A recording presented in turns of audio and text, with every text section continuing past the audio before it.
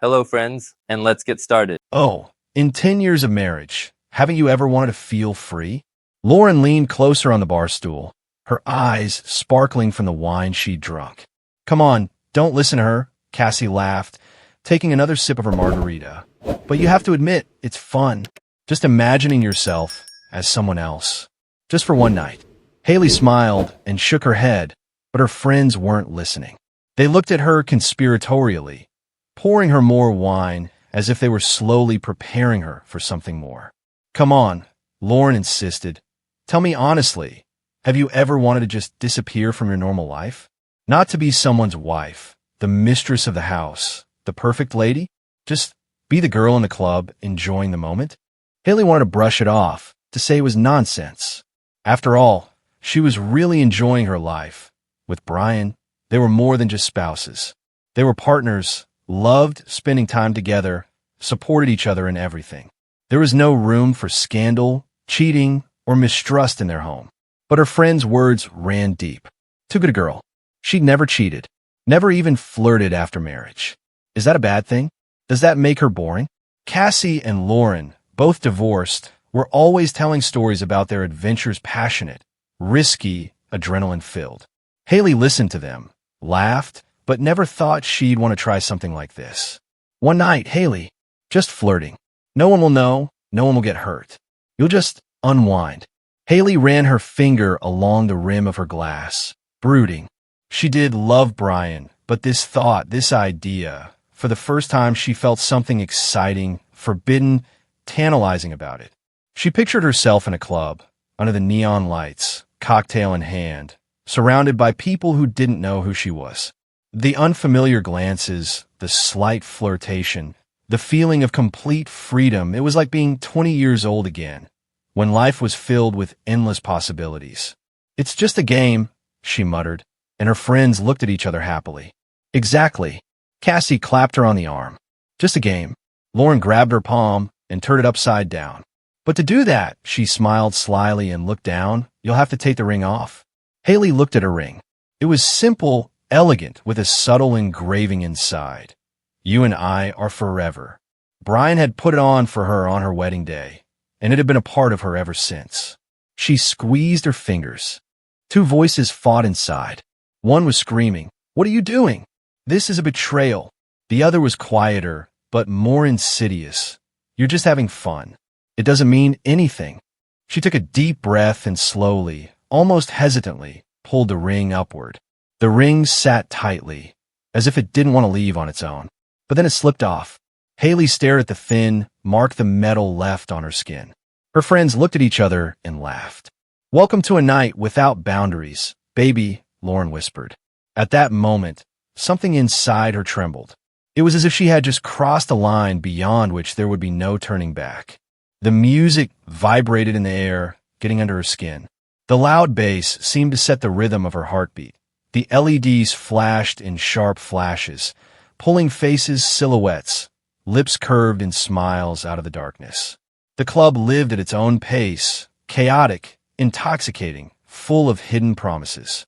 Haley sat at the bar, twirling a glass in her hands. Her friends were already enjoying themselves. Lauren was having a lively discussion with the bartender. Cassie was laughing, leaning on the shoulder of another admirer. They felt at home here. She didn't. Haley took a sip. The drink was sweet, but with a slight bitterness that left an aftertaste, just like the rest of the night. "So did you relax?" Lauren turned to her and winked. "Almost," Haley mumbled, taking another sip. Cassie noticed the look on her face and snorted. "Oh no, you're not leaving here with just a couple cocktails?" She glanced around the crowd and suddenly smiled sharply. "By the way, I think someone's already got their eye on you." Haley frowned incomprehensibly. "Where?" "By the bar to the left." She furtively turned her head. He was standing just off to the side, holding a glass of amber liquid. Tall, confident, with a slight carelessness in his posture. Interest in his eyes, but no outright thirst. He didn't look at her the way men did when they were waiting for easy prey. No, there was something different in his gaze. He smiled as their gazes met. Haley immediately looked away, feeling the heat rush to her cheeks. "God, you're acting like a schoolgirl." Lauren chuckled and nudged her with her elbow. "Go talk to her." Why would I? Because he's already mentally undressed you. Lauren, oh come on.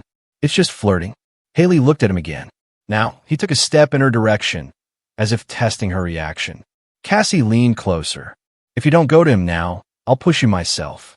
Haley replayed all their conversations in her head. One night, just a game, no one will know.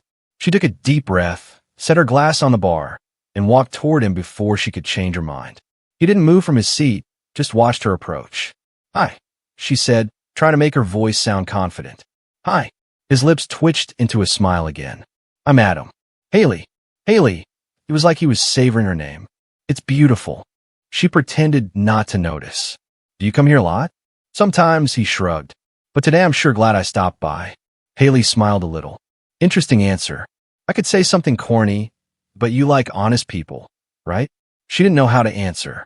It was as if he'd broken through all her defenses at once, making her feel like she wasn't Brian's wife, but just a woman being looked at by an attractive man. The bartender placed a new glass in front of her. Haley clasped her fingers around it, feeling the warmth of the alcohol slowly spill inside. Adam sat down next to her, a little closer than was customary among strangers. He didn't rush her, didn't push, just allowed her to be drawn into the conversation on her own. They started talking. First about the club, he said he didn't come here often, but he loved the atmosphere. Then about music, Haley admitted that she used to go to concerts a lot, but over the years that had gone away. She laughed, he teased, sometimes casually touching her arm, as if checking to see if she was ready for his touch. And Haley realized she was relaxing. The cocktail tasted especially good. Adam's voice sounded nicer, and his eyes became more and more appealing.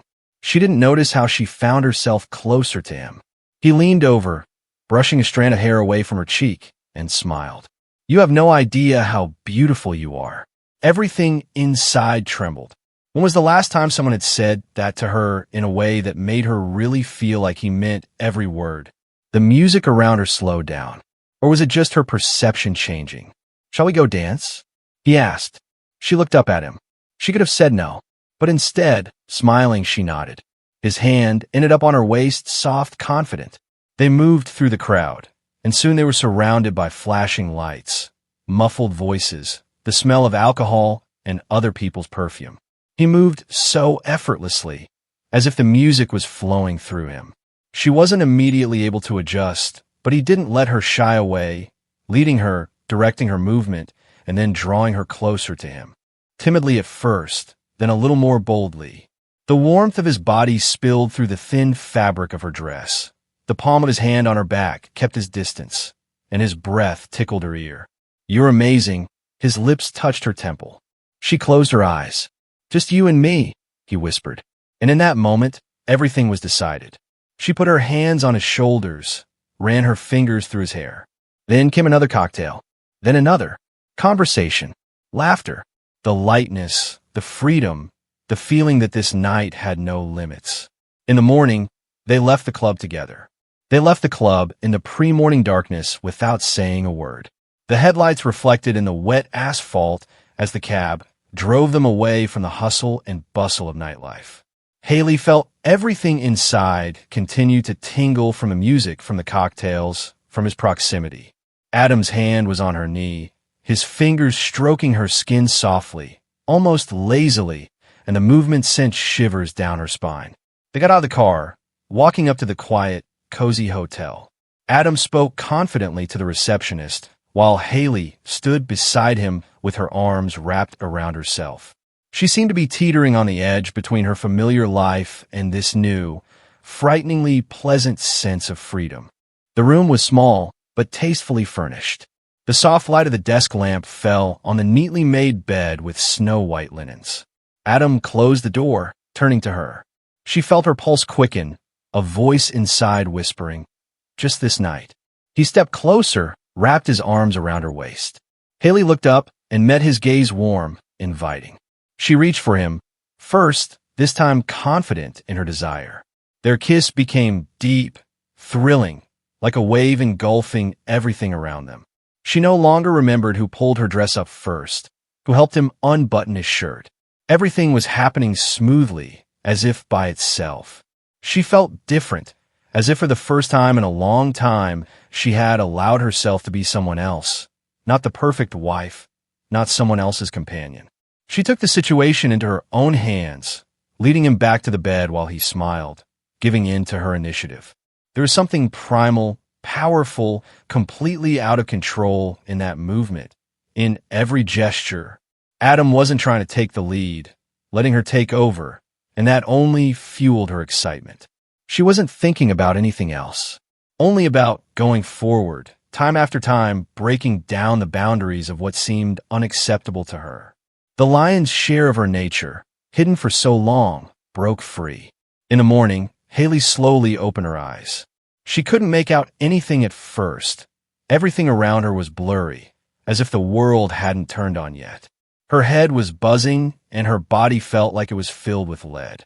She blinked a few times, trying to focus, and finally saw that she was lying in bed. White sheets, a tall headboard, a foreign room. It took a few long seconds for the memory to start coming back. The club, the dancing, Adam. Her hand touched something cold around her neck, the pendant she'd worn yesterday.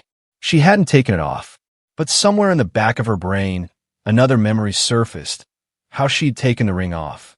Her heart hammered harder. She pulled herself up, looking around the room. Her dress was lying on the floor, neatly folded, as if someone had taken care to keep it in order. Next to it, her bag, an empty glass on the nightstand. And on the chair, just a little ways away, the shirt she vaguely remembered Adam had taken off before they. She squeezed her eyes shut. "Shit," she muttered. She reached for the phone. Her fingers trembled as she unlocked the screen. Several messages from Brian flashed before her eyes. "Where are you? Haley, call me back right away. Don't bother explaining. I already know everything." She felt the blood drain from her face. What do you mean she knows? Panic instantly set in her head. How'd he know? She didn't remember calling him or writing him. Had she written after all? Her fingers slid across the screen, checking the call log, but there was nothing there. She dialed Brian's number, but immediately dropped it. What would she tell him? Panic grew, coming over her in a wave. She jumped out of bed, pulled on her dress, hastily packed her things. Every rustle, every sound outside the door seemed suspicious to her.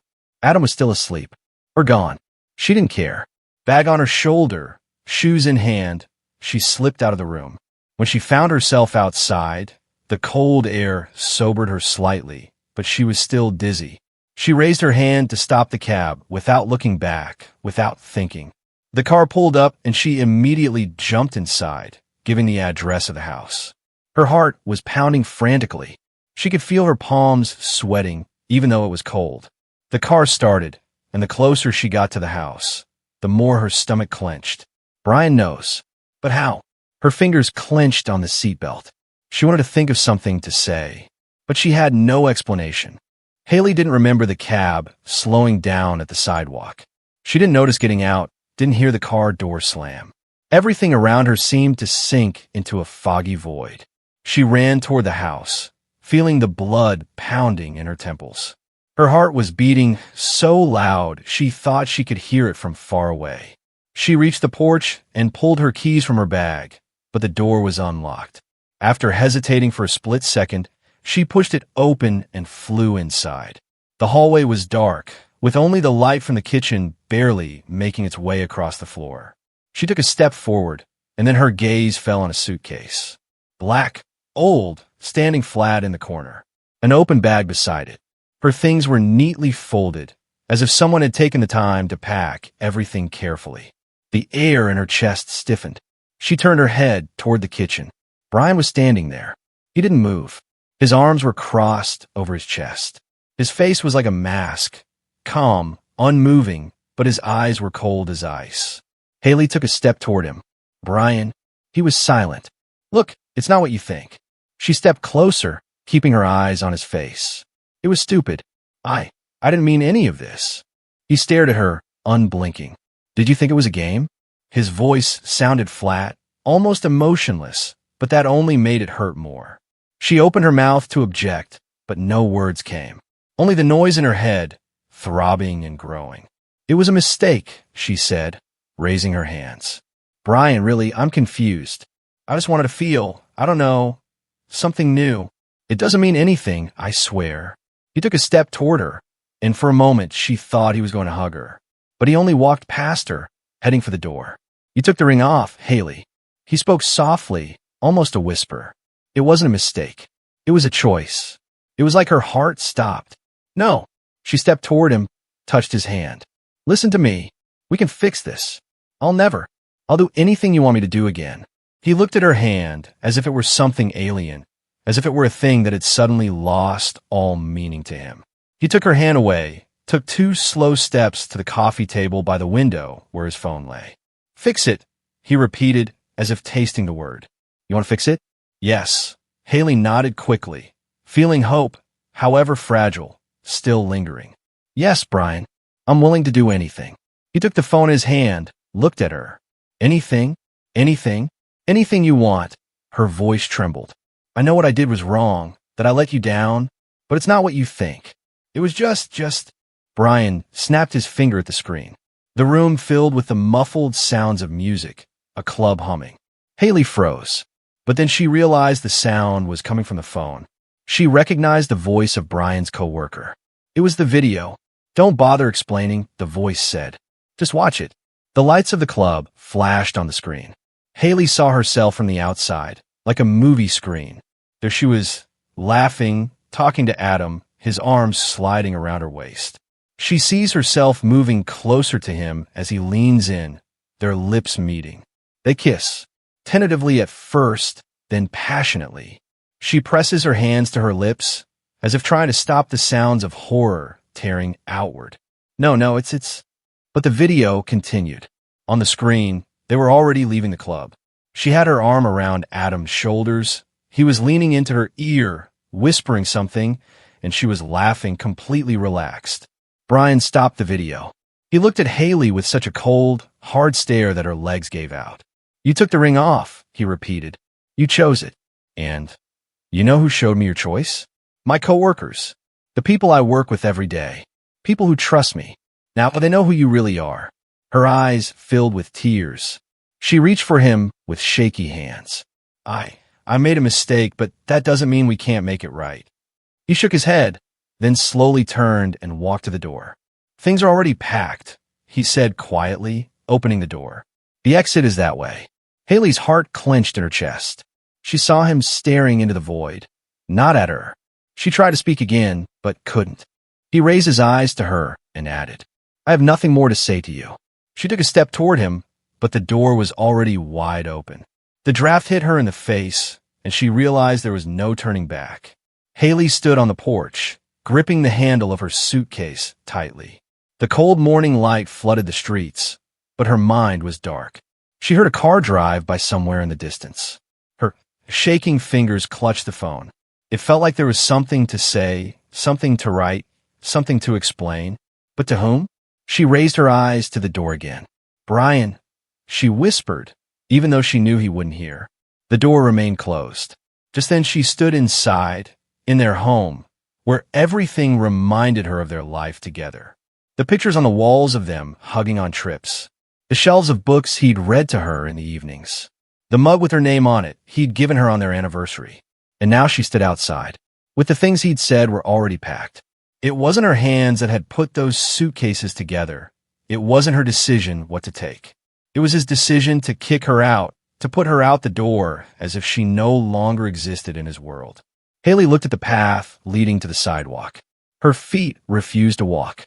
She just stood there, clinging to the suitcase as if it could hold her up. It was a mistake, she repeated to herself, hoping the words would make a difference. But it hadn't. She remembered their first meeting. He'd approach her in the cafe, embarrassed, asking for permission to sit at her table. They chatted, laughed. He talked about his work, she about her dreams. Later he would tell her that he had never met anyone who had given him such faith in the future. And then there was the wedding. A perfect day filled with laughter, warmth, love. He looked at her like she was the center of his world. And for a long time, she really was. But one night had been enough to shatter it all. She looked at the door again, bowed her head, and rubbed her face with her hands. Took a deep breath. I just listened to my friends, she whispered. But those words were empty. They meant nothing now. Her feet finally moved. She stepped off the porch slowly, one step at a time, as if something was left behind in the place of each step. She didn't turn around. Everything inside screamed. It was just a prank. She wanted to go back, to knock, to apologize, to promise to never again. But the door was already closed. And that's where today's story ends. Thank you for watching to the end. If you enjoyed it, don't forget to like and comment. We'd love to discuss this story with you. See you in the next video.